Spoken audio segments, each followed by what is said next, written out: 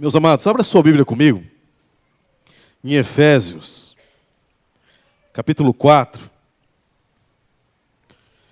Acho que temos até meia-noite para pregar hoje, né? Amém, irmãos? Que amém fraquinho, hein? Acho que eu vi uns misericórdias aí, né? Misericórdia, pastor. Efésios, irmãos, capítulo 4. Efésios 4.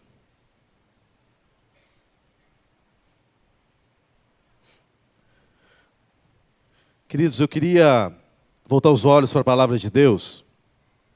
Nós temos falado durante quartas-feiras, né, em alguns domingos, sobre uma necessidade na vida cristã chamada fé. Não é, irmão? Somos desafiados pelo Evangelho, pela palavra, a ser homens e mulheres cheios de fé. E você tem entendido, através da palavra de Deus, o que é fé.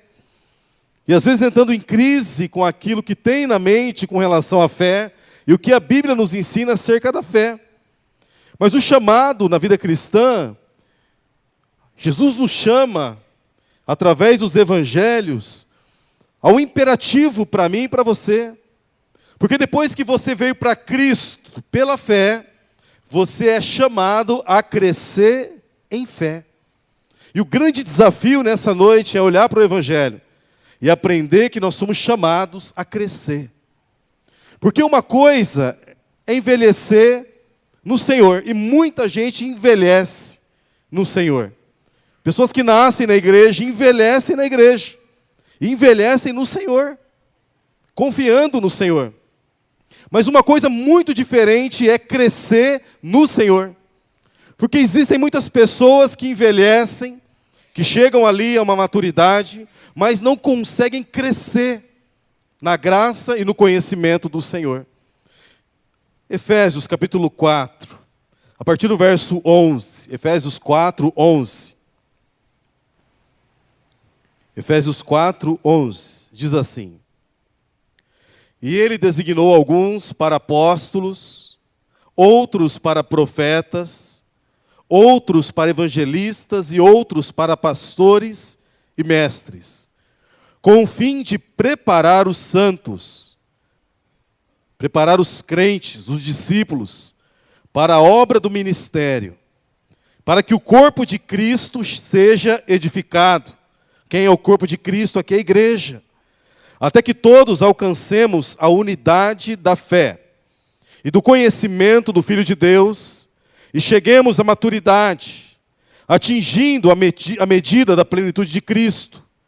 O propósito é que não sejamos mais como crianças, levados de um lado para o outro pelas ondas, nem jogados para cá e para lá por todo vento de doutrina, e pela astúcia e esperteza de homens que induzem ao erro. Antes, seguindo a verdade em amor, cresçamos em tudo, naquele que é a cabeça, Cristo. Dele todo o corpo, ajustado e unido, pelo auxílio de todas as juntas, cresce e edifica-se a si mesmo em amor, na medida em que cada parte realiza a sua função. Amém, irmãos? Vamos orar mais uma vez? Pai, obrigado pela Tua palavra, que é viva, eficaz e poderosa. Pai, nós queremos agora, na autoridade do Teu nome, repreender todo o espírito que tenta roubar a boa semente da terra dos nossos corações, Pai. Pai, eu te peço, Deus, que eu diminua e o Senhor cresça. E que a Tua palavra fale, Deus, em cada um dos nossos corações nessa noite. E assim te pedimos e oramos no nome de Jesus. Amém. E amém. Queridos, como eu disse, uma coisa é quando nós envelhecemos. E talvez você entrou aqui e você diz assim: pastor, eu tenho aí 20 anos de igreja, eu tenho 30 anos de igreja. Eu tenho muito tempo de vida cristã, já li a Bíblia inúmeras vezes. Mas uma coisa muito diferente de envelhecer no Senhor é crescer. É crescer nessa graça e no conhecimento de Cristo, de quem é Cristo Jesus. Porque as nossas ações e as nossas reações, elas revelam se nós temos crescido Ou tão somente visto o tempo passar e criado rugas evangélicas, rugas religiosas, que não tem muito a ver com os ensinos de Jesus e com aquilo que o Evangelho de Cristo Jesus nos ensina, como palavra de Deus. Ações e reações que nos revelam se nós temos crescido numa necessidade dentro da igreja, chamado maturidade cristã, como crentes maduros em Deus. Então esse chamado a crescer e essa palavra crescer, ela é empregada em vários contextos. Por exemplo, pessoas elas falam em crescer profissionalmente. E aí você luta para crescer e luta muito para crescer profissionalmente. Outras pessoas, elas lutam para crescer nos relacionamentos, investem a crescer nos relacionamentos. Outras pessoas, elas crescem e lutam para crescer financeiramente e gastam a vida. E gastam as suas energias para crescer financeiramente. Agora a Bíblia nos chama a atenção a um crescimento chamado crescimento cristão. Crescimento como discípulos de Jesus, em práticas de discípulos de Jesus.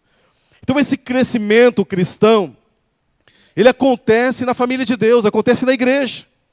Porque nós nascemos pela fé no Senhor Jesus. Quando você reconheceu que é um pecador e depositou toda a sua confiança no sacrifício de Jesus, você nasceu de novo pela fé. Então, a princípio, nós éramos como crianças espirituais, queridos. Éramos frágeis, irresponsáveis, éramos bebês alimentados com leite, faltava discernimento, força.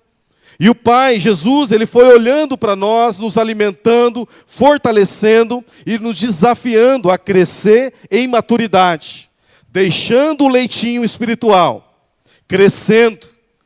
E o Senhor começou a ver em nós resistência, força, responsabilidade, discernimento. E é essa atenção que o autor de Efésios nos chama a atenção, queridos. É esse princípio que o autor de Efésios nos chama a atenção, chamando a mim e a você, como chamou a igreja em Éfeso, a crescer, a abandonar atitudes que não tinham nada a ver com o plano de Deus. Agora existe aqui uma grande verdade, que se você sair daqui hoje só com essa verdade, já valeu a pena o seu culto aqui.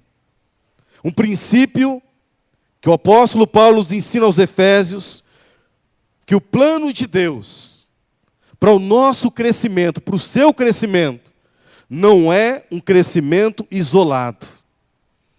O plano de Deus não é um crescimento isolado. O que é isso?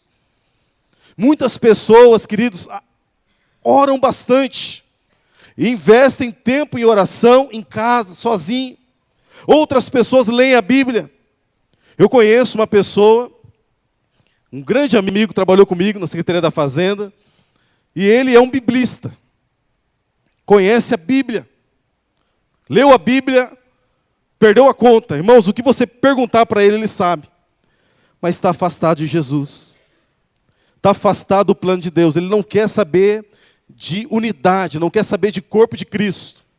Então, esse crescimento isolado não tem nada a ver com oração, com leitura da palavra. Não tem nada a ver com práticas de boas obras.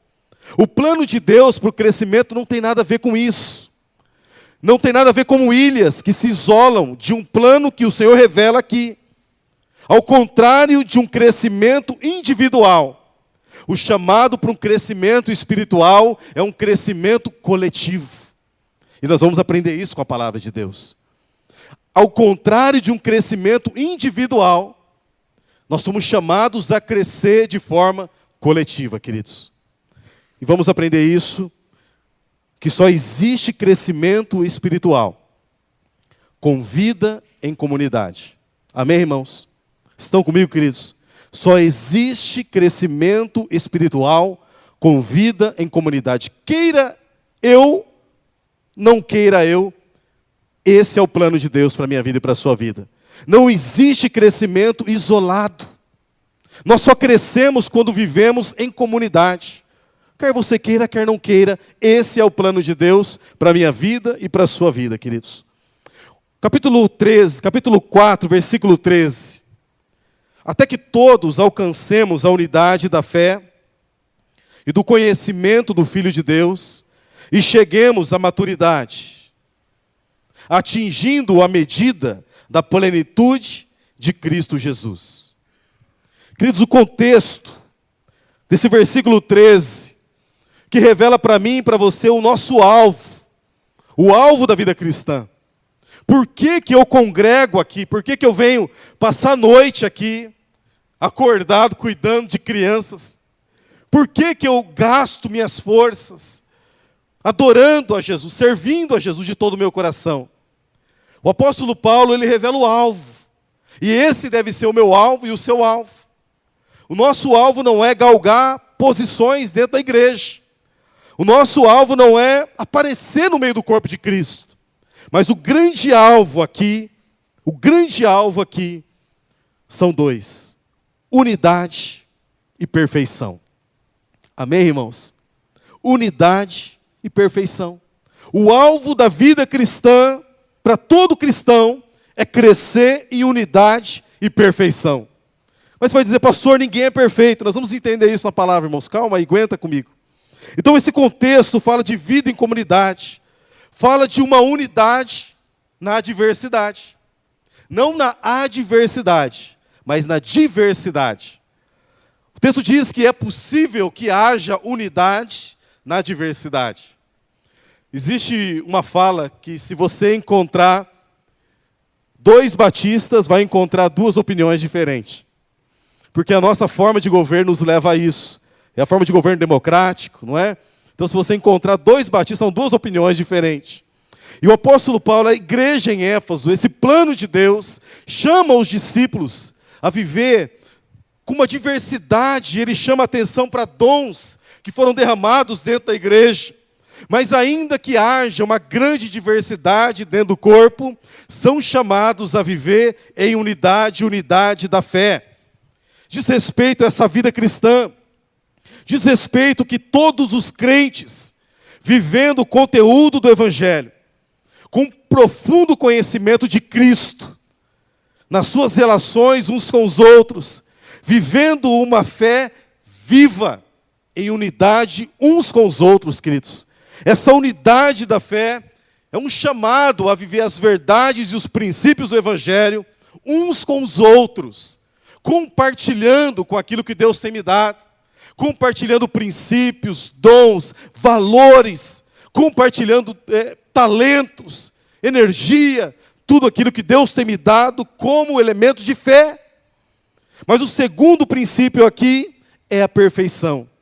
Somos chamados para viver em unidade, mas somos chamados também para alcançar a perfeição. Até que cheguemos, versículo 13, a maturidade, atingindo a plenitude de Cristo. Ou seja, a cada dia eu estou crescendo. A cada dia o meu desafio é me parecer mais e mais com Cristo. O Salmo 115 diz que nós se parecemos com aquilo que adoramos, queridos. Que nós nos identificamos, somos mais parecidos com aquilo que adoramos. O nosso grande alvo é ser como Cristo. É agir como Cristo, é falar como Cristo. É ter a mente de Cristo, é andar como Cristo. E talvez você diga assim, mas pastor, ninguém é perfeito.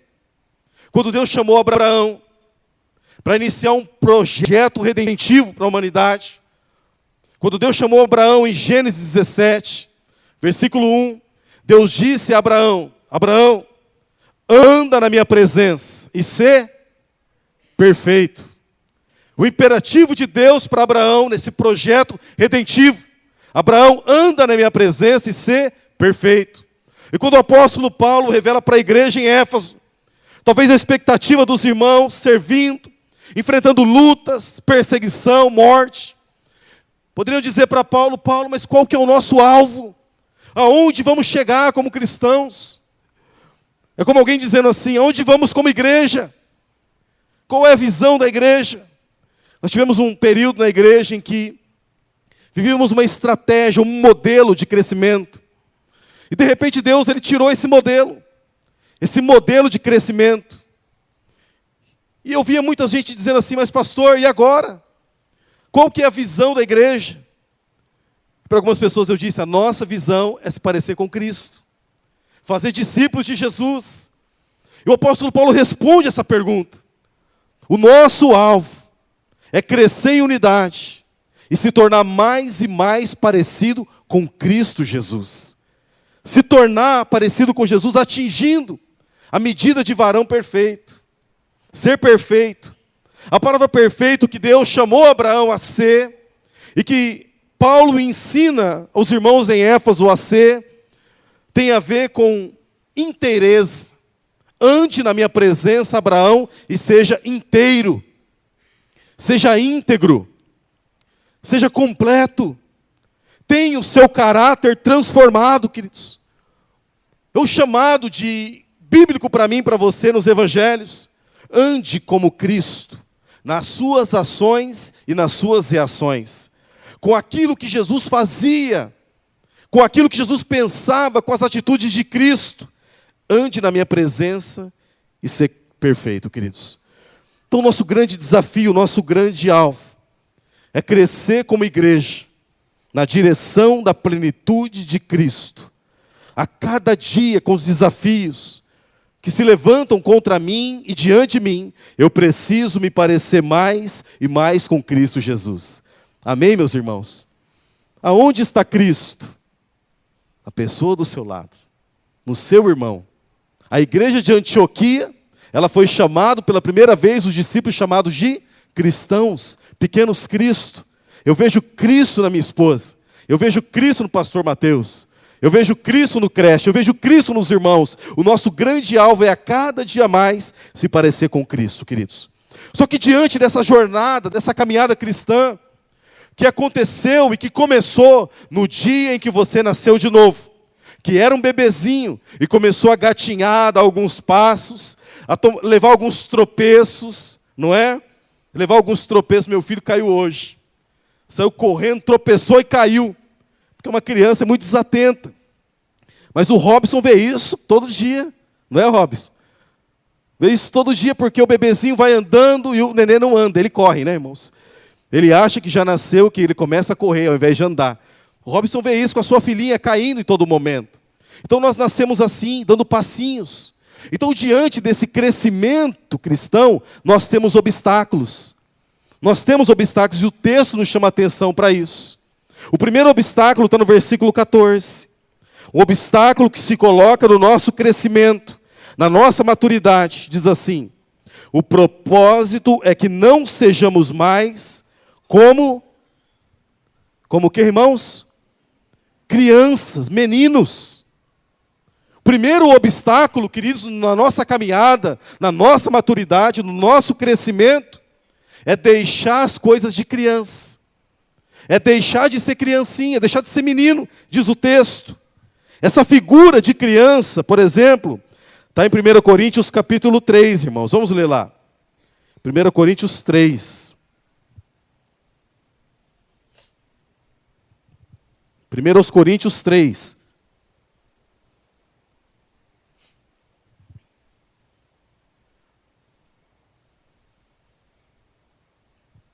Versículo 1. Irmãos, eu não lhes pude falar como a espirituais, mas como carnais, como a crianças em Cristo. Dei-lhes leite e não alimento sólido, pois vocês não estavam em condições de recebê-lo. De fato, vocês ainda não estão em condições. Essa palavra foi dita para a igreja, irmãos. Um obstáculo que havia na igreja de Corinto, que impedia que esses irmãos crescessem na graça e no conhecimento de Cristo, eram as suas atitudes como de crianças, imaturos, como de meninos. A mesma atenção foi chamada o autor de Hebreus, em Hebreus capítulo 5, irmãos, olha lá, capítulo 5, versículo 13. Hebreus 5, 13, diz assim: quem se alimenta de leite ainda é criança, e não tem experiência no ensino da justiça, mas o alimento sólido é para os adultos, os quais, pelo exercício constante, tornaram-se aptos para discernir tanto o bem quanto o mal.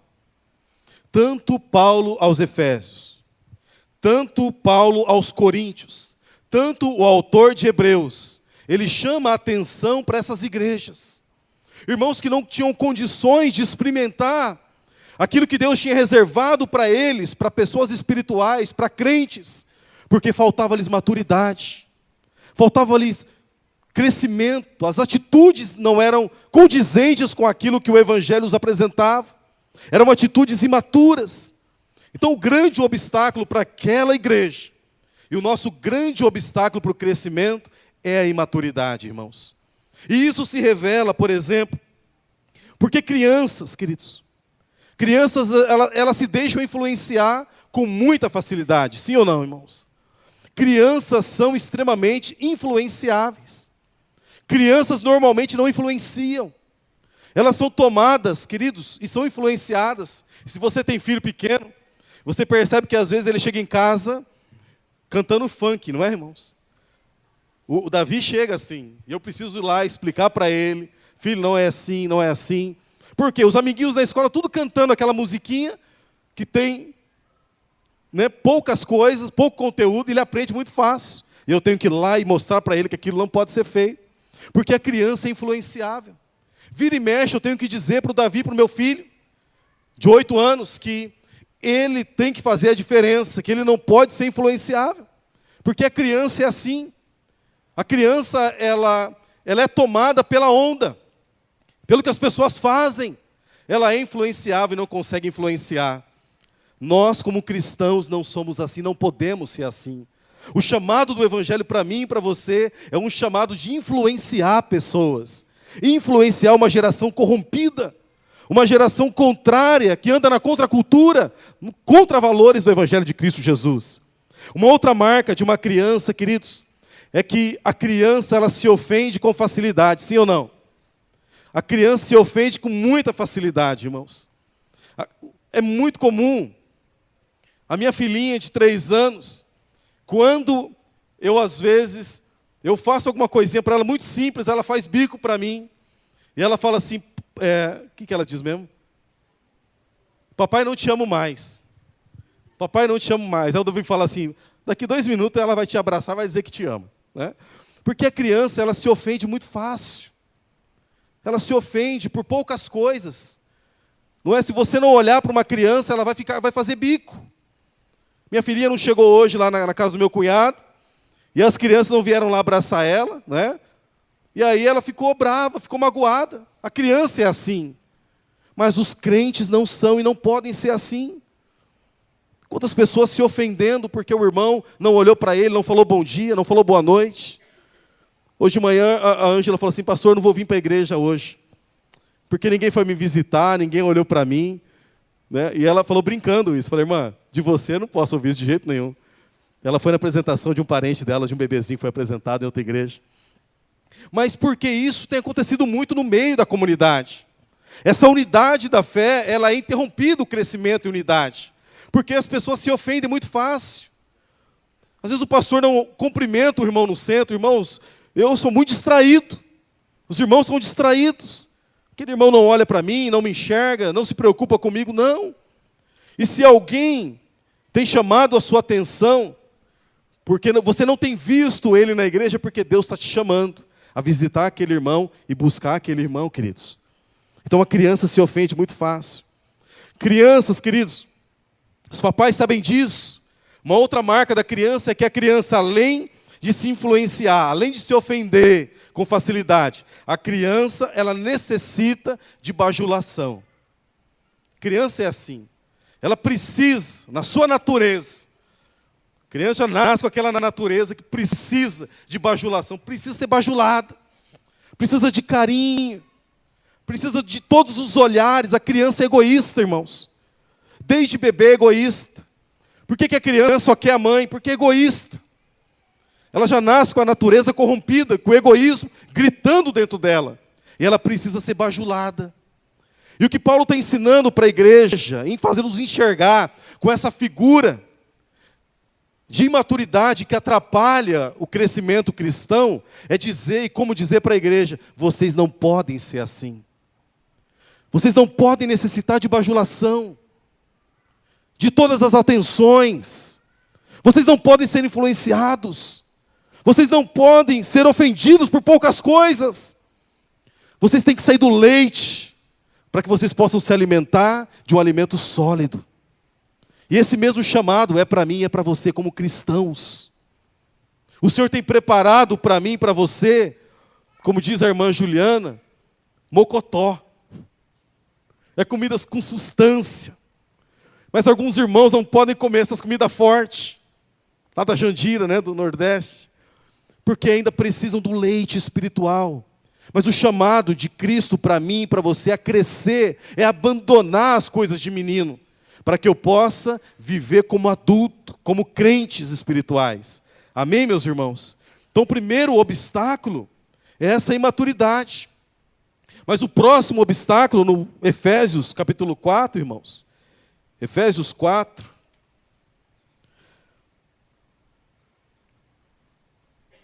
Efésios 4, no próprio versículo 14, o propósito é que não sejamos mais como crianças, levados de um lado para o outro pelas ondas, nem jogado para cá e para lá por todo vento de doutrina. A segunda figura que atrapalha o crescimento cristão, a primeira é a imaturidade de uma criança.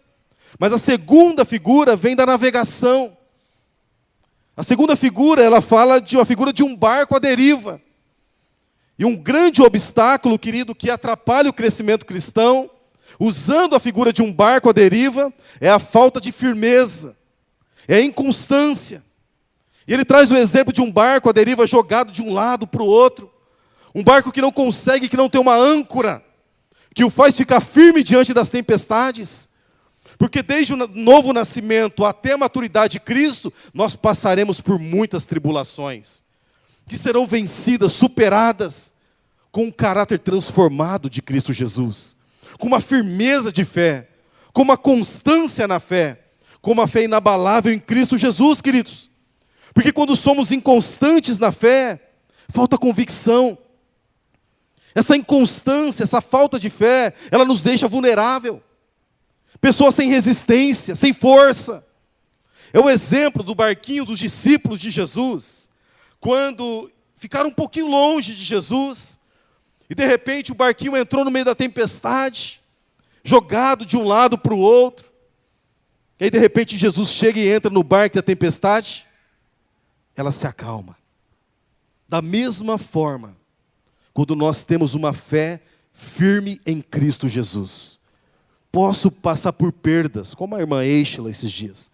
Eu posso passar por percas, como o autor que escreveu o hino do cantor cristão, se eu não me engano, 366. Será que é isso, Meire? 366, sou feliz. Não é que perdeu os filhos, perdeu a esposa, mas escreveu um hino dizendo, sou feliz, com Jesus eu sou feliz. Porque esse obstáculo da falta de firmeza, da inconstância, ela nos deixa vulnerável, irmãos.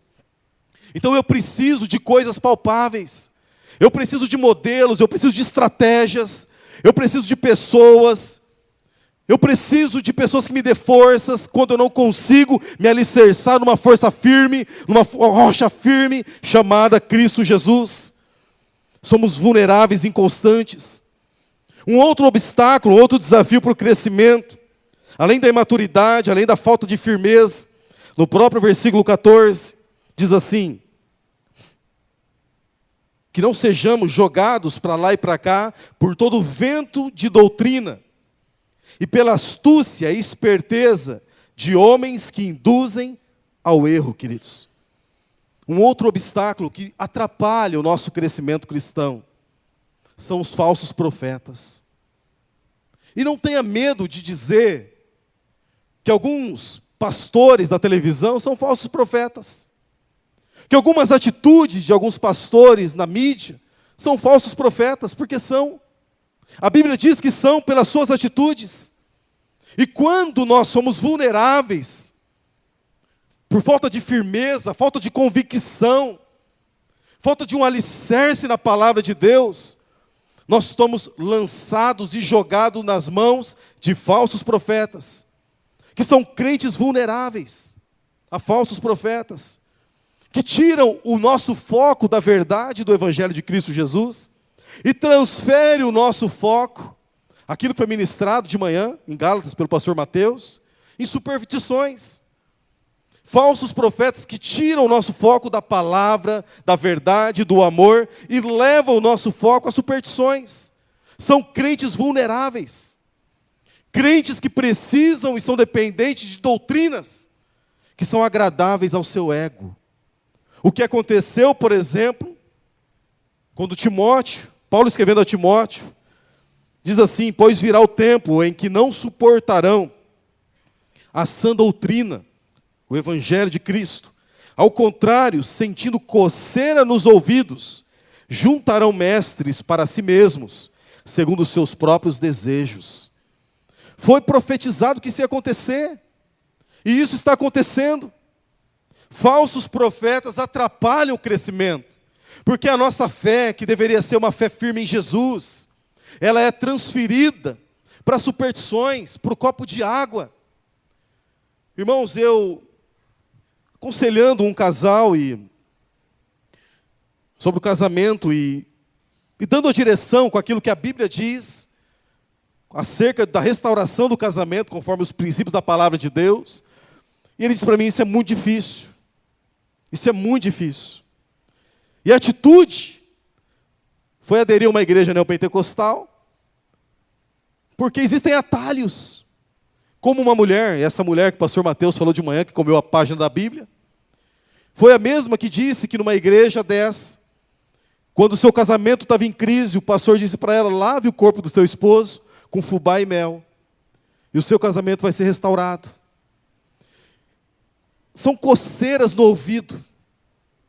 Quando você ouve alguém dizer assim: perdoe a tua esposa, ame a tua esposa como Cristo amou, ame a tua esposa de forma sacrificial, isso coça o ouvido, isso não faz bem. Então o próximo atalho é procurar falsos profetas. E você percebe uma grande quantidade de pessoas vulneráveis, lançadas como um barco à deriva, a todo vento de doutrina, lavando o esposo com fubá e mel, comendo uma página da Bíblia, ao invés de viver os princípios que aquela página da Bíblia o ensina a viver. Crentes vulneráveis, crentes que não crescem. Existe um autor chamado Ed Renekiewicz, um pastor batista, e ele diz que esse meio gospel evangélico, essa massa, esse movimento neopentecostal com falsos profetas tende a prender e aprisionar os crentes em 3 coisas. Prendem as pessoas no medo, na culpa ou na ganância. Por superstições assim. Falsos profetas que prendem no medo, lançam uma maldição sobre a pessoa, e aquela pessoa acha que foi amaldiçoada e já não consegue mais viver, já não consegue mais crescer na vida cristã, porque está debaixo de uma maldição do pastor, porque ela não trouxe um sacrifício. Falsos profetas que negociam as verdades do Evangelho, desafiando pessoas a trazer sacrifícios em dinheiro, ao invés de obedecer às verdades do Evangelho de Cristo Jesus. Pessoas que não crescem, pessoas presas a essas superstições, ao óleo que vai te fazer ser ungido. E você percebe pessoas ungindo carro, ungindo casa. Pessoas presas à água, presas a amuletos, presas a homens, falando de coisas que não tem nada a ver com aquilo que Jesus nos ensinou. São obstáculos para a fé cristã, queridos, que você precisa superar. Primeiro obstáculo, eu queria que você olhasse para a sua vida, é a imaturidade. Através de atitudes e reações. Quando nós não conseguimos ouvir não, por exemplo. Crianças que não conseguem ouvir não. Papai disse não e ela fica emburrada. Quantos crentes abandonam a fé, abandonam a igreja? Quantos crentes abandonam a sua comunidade porque o pastor disse não? Quantas pessoas abandonam a fé porque Jesus disse não, não é assim que eu quero? Nós precisamos crescer, queridos. Mas para crescer eu preciso deixar as coisas de menino. Eu preciso ser firme nas minhas convicções. Eu preciso, queridos, abandonar falsos profetas e voltar os meus olhos para a palavra de Deus. Amém, irmãos? Eu falei dos obstáculos, mas o próprio texto nos ensina, então, como crescer. Versículo 15, queridos. Versículo 15. Antes, ou seja, depois de abandonar esses obstáculos, vocês devem viver assim, seguindo a verdade em amor. E cresçamos então em tudo naquele que é a cabeça, Cristo Jesus. O texto nos ensina, quando nós abandonamos tudo isso, e nós decidimos crescer, porque tem pessoas que não querem crescer, tem pessoas que gostam de bajulação, que gostam dessas coisas de criança, dessa dependência aos outros. Mas quando nós decidimos e que existe para nós um desafio muito maior, um desafio muito mais completo na vida cristã, que é o desafio de crescer na graça e no conhecimento de Deus, nós precisamos crescer praticando o que aprendemos na palavra de Deus. É isso que diz o texto. Aprender, praticando o que aprendemos, assim nós crescemos. Versículo 15. Seguindo a verdade em amor. Então você vai crescer em tudo naquele que é o cabeça, Cristo Jesus. A palavra seguir é um verbo em ação.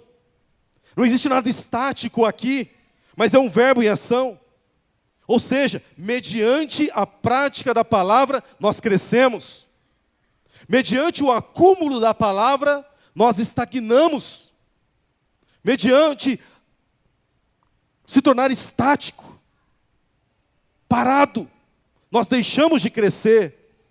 O texto diz que, Marcos capítulo 9, que Jesus percorria todas as regiões, pregando o evangelho, expulsando os demônios. Ou seja, existe uma ação daquilo que nós aprendemos, existe uma ação daquilo que recebemos da parte do Senhor. Nós crescemos com a prática da palavra de Deus. Mateus 7, 24 diz assim: portanto, quem ouve as minhas palavras e as pratica, é como o homem prudente que construiu a sua casa sobre a rocha. Quem é a rocha, irmãos? Jesus, Cristo Jesus.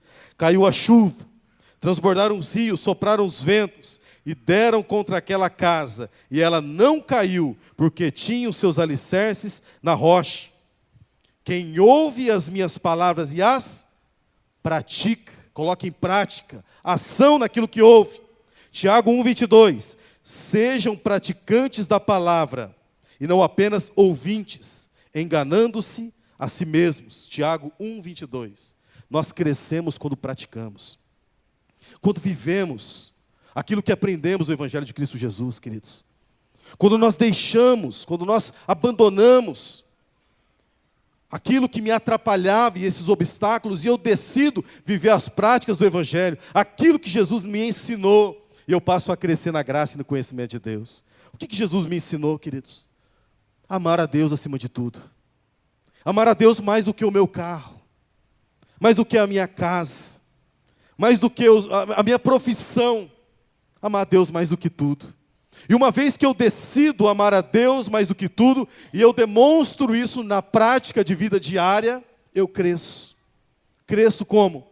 Experimentando que é muito bom. Existe um princípio em casa, irmãos, que sempre houve em casa. Quando nós cuidamos das coisas de Deus, Deus cuida de nós. Essa é uma verdade na minha vida.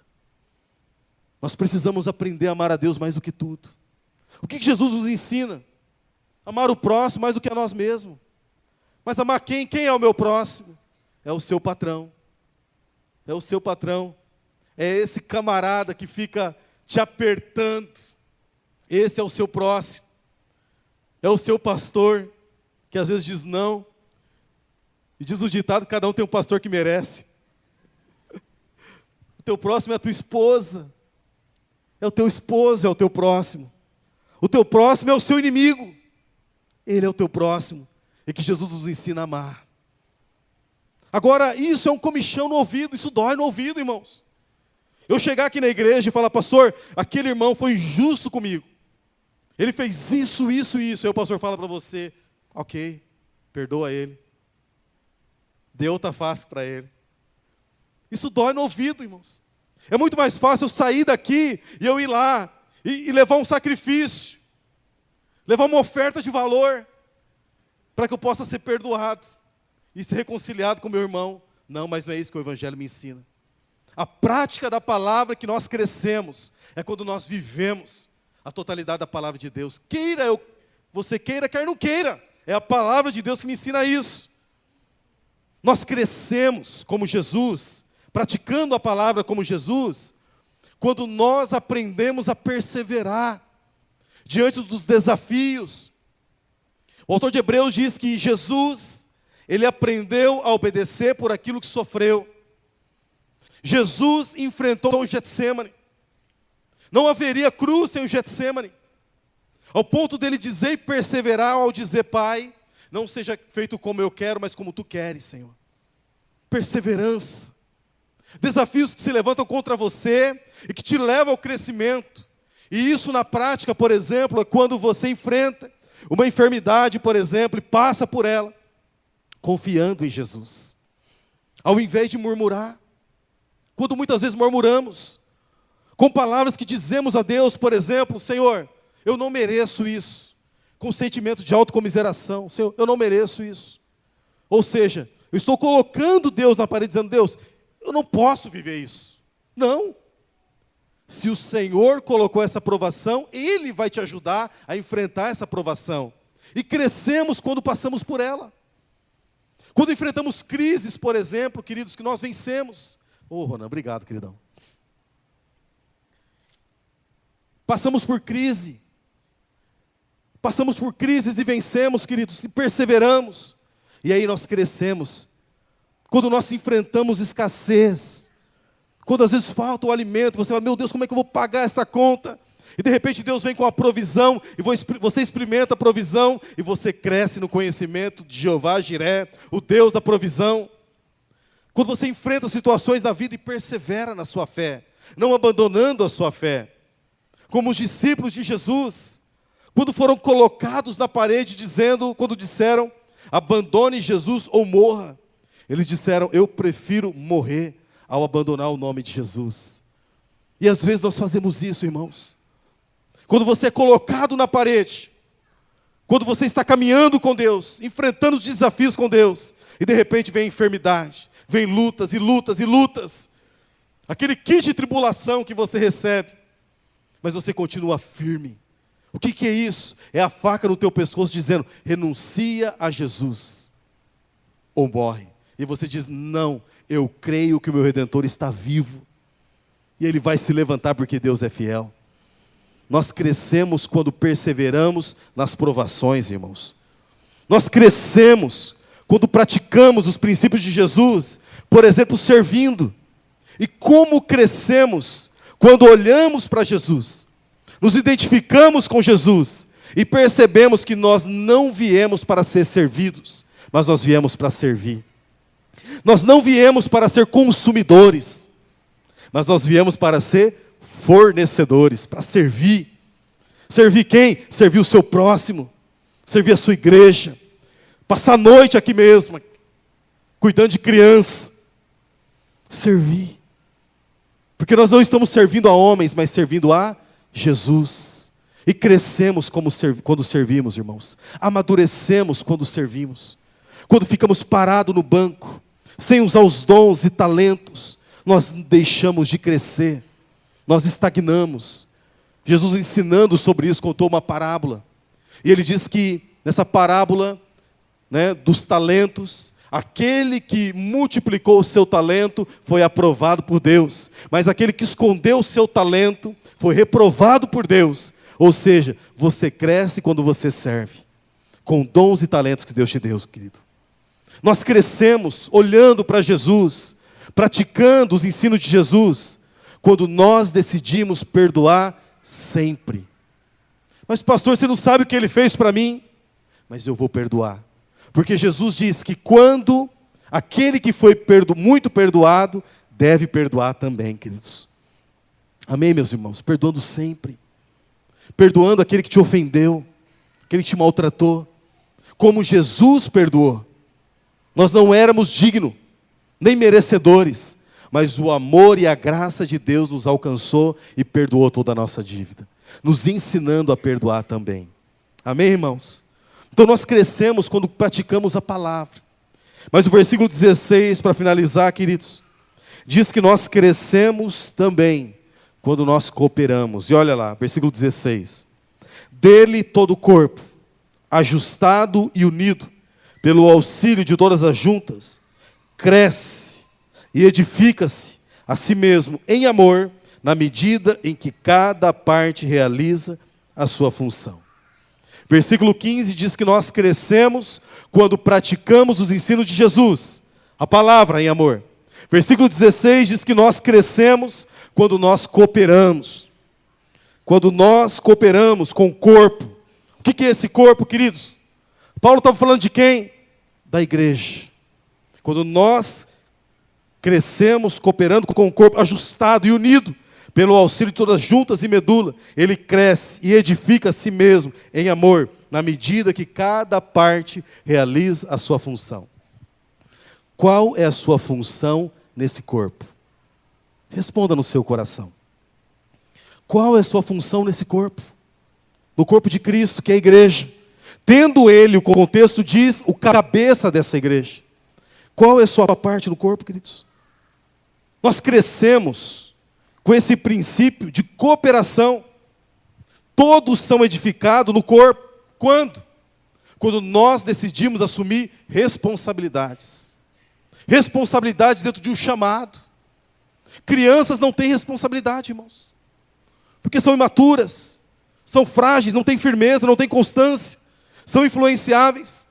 Mas uma vez que eu deixo as coisas de criança, e eu vivo a prática da palavra, eu sou chamado a assumir responsabilidades dentro do corpo de Cristo. Qual é a sua função? O crente só cresce quando trabalha, irmãos. Não dá para fugir disso.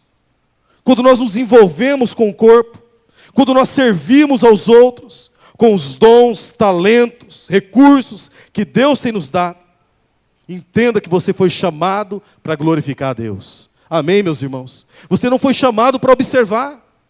É claro que existe um movimento, e essa palavra confronta o meu coração, e confronta esse movimento de pessoas que acham que é possível viver a fé cristã e crescer na fé cristã sem e fora do corpo. Não é. Não é. Porque se Paulo escreveu isso a Éfeso, já havia esse movimento lá. Pessoas que achavam que poderia crescer sem a igreja, longe da igreja, deixando de cooperar, deixando de congregar como igreja. Pessoas que observavam, queridos, e às vezes, se você observar, você vai achar muito problema. Essa semana eu estive em São Paulo, na convenção, numa reunião, e um pastor disse lá para mim: pastor, como é que está a igreja? Eu disse para ele: está muito bem, apesar do pastor, ela está ótima. Fora o pastor, ela está ótima. Porque o primeiro problema dessa igreja sou eu, que sou um pecador, e é você também que é um pecador. E juntos crescemos na graça e no conhecimento do Senhor, meus irmãos. Então nós crescemos quando cooperamos. Esse princípio que nós temos lá em casa, em Mateus 25, de 35 a 36. Quando nós cuidamos dos outros, Deus cuida de nós, queridos. O seu chamado é perguntar para Deus: Deus, qual é o meu dom, qual é o meu talento? E eu vou cooperar com esse dom e com esse talento, queridos. Eu não sei se você percebeu, e tomara Deus que sim, mas o chamado para a minha vida e para a sua vida nessa noite é um chamado de crescer em unidade, desafiando o teu coração a sair do seu banco. A palavra igreja, eclesia, significa os chamados para fora, chamados para sair do banco.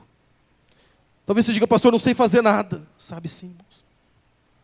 Entramos na igreja hoje, a comunhão foi mais gostosa de manhã, porque uma irmã foi lá fazer um cafezinho, e a irmã cooperou com o seu cafezinho. São nas pequenas coisas.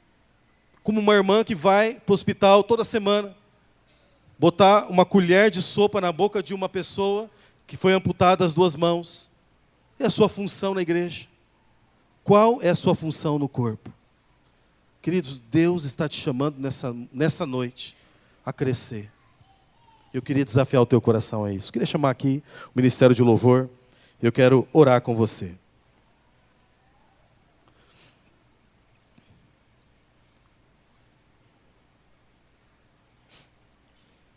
A decisão é minha e é sua. Amém, meus irmãos? O grande desafio para nós como igreja, e a nossa decisão fala disso, o nosso grande desafio é deixar de envelhecer no Senhor, para crescer no Senhor. De dizer quanto tempo de igreja eu tenho, e dizer o quanto eu tenho crescido com Cristo. Eu entrei nessa igreja hoje, e eu saí diferente, porque eu abri o meu coração para o Evangelho, fui transformado por Cristo Jesus. Amém, irmãos? Eu quero convidar você a se colocar em pé, eu quero orar com você, em nome de Jesus.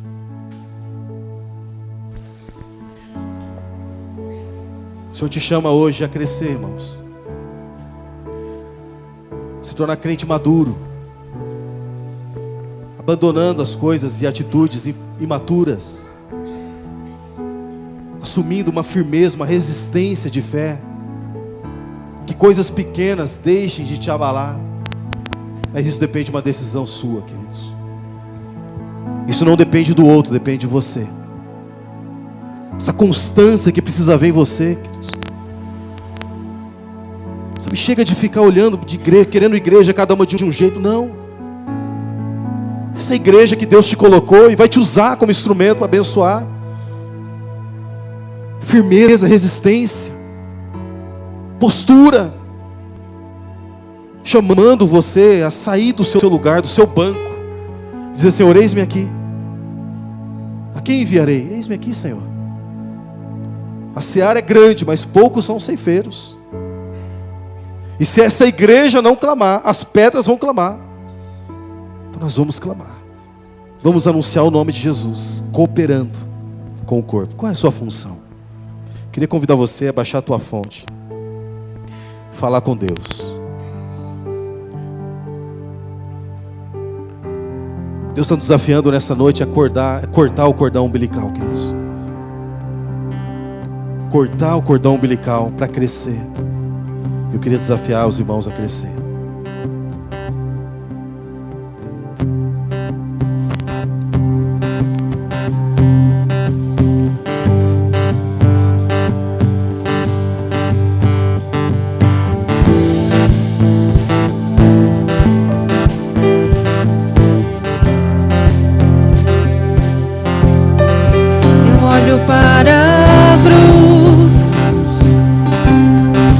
Para a cruz eu vou, do seu sofrer participar,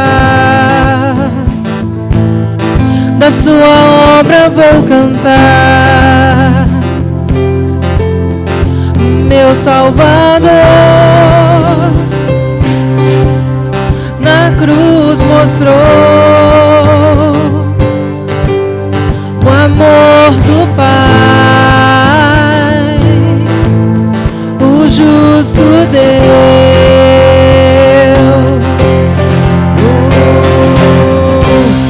Pela cruz me chamou gentilmente, me atraiu e eu, sem palavras, me aproximo, quebrantado por seu amor.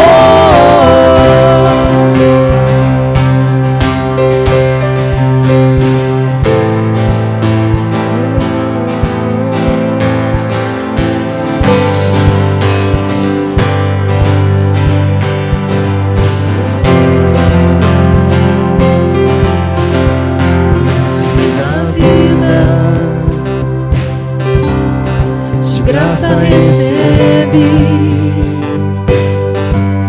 por sua cruz, da morte me livrou. Oh, trouxe minha vida, eu estava condenado, mas agora pela cruz eu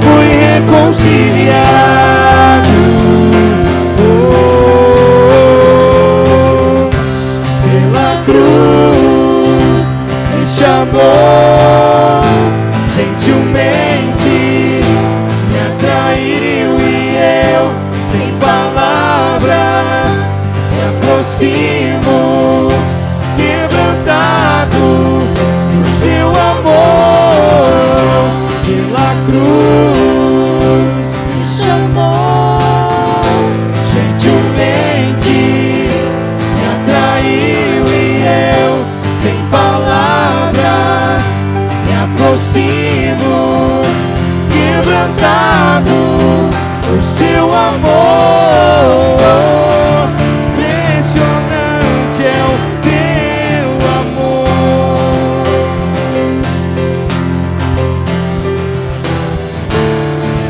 Me redimiu e me mostrou o quanto és fiel.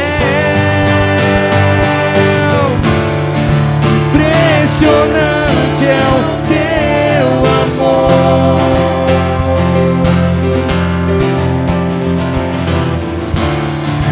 Me redimiu e me mostrou o quanto és fiel.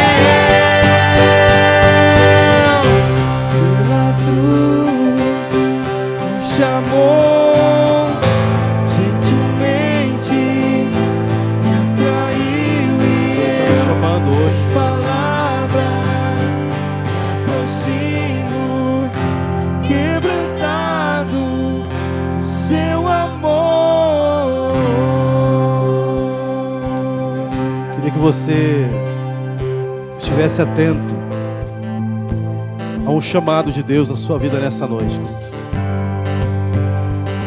Chamando você a voltar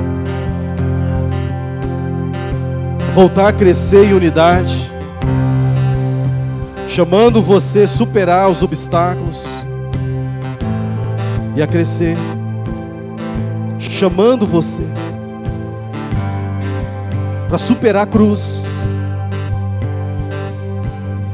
Seu desafio com Jesus a morrer. Eu queria orar com você. Pai, em nome de Jesus, o Senhor conhece, Deus, os corações que entraram aqui nessa noite. E o nosso grande desejo nessa noite, Pai, não é envelhecer com o Senhor, mas é antes disso crescer com o Senhor Jesus, abandonando as coisas de menino e crescendo na graça e no conhecimento do Senhor. Pai, por isso, o Senhor que conhece cada coração que entrou nessa igreja, o Senhor que conhece as vidas dos irmãos, que está chamando homens e mulheres a assumir um compromisso radical com Jesus e com a obra de Jesus. Pai, assim oramos, e que o poder do Espírito Santo de Deus, que se faz presente neste lugar, possa ser derramado sobre cada coração, trazendo um renovo, Pai, de uma forma sobrenatural, tremenda, poderosa, curando as feridas, Jesus, transformando, ó Pai, e nos levando, Jesus, a crescer, segundo a sua imagem e semelhança, nessa noite, como discípulos de Jesus. E assim oramos, Pai. A minha oração é que essa capacidade, essa força, não venha de nós, mas do Senhor, derramada pelo Teu Espírito, Senhor. E que assim seja, para a glória, para a honra e para o louvor do Teu santo nome. Assim oramos, Pai, em o nome de Jesus. Amém, amém e amém, Jesus. Levante as suas mãos aos céus, queridos.